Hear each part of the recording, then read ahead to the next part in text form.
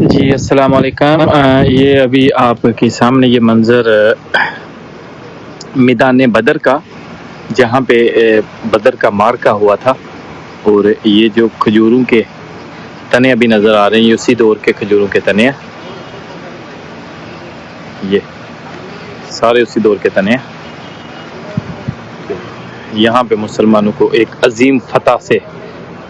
کامیابی عطا کی گئی میرے رب کی طرف سے، اور یہ مسجد عریش ہے جہاں پہ ہمارے کریم آقا صلی اللہ علیہ وآلہ وسلم کا خیمہ تھا،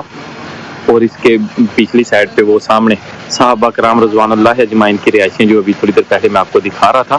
وہ کچے کچے مکان نظر جو آ رہے ہیں پتھروں کے، مٹی کے، یہ سارے صحابہ کرام رضوان اللہ اجمعین کے گھر تھے یہ اس دور میں، اور ان کے فرنٹ پہ یہ سرکار دو جہاں صلی اللہ علیہ وسلم نے یہاں پہ اپنا خیمہ لگایا، جو آج مسجد عریش کے نام سے جانا جاتا ہے۔ اور یہ سارا میدان ہے،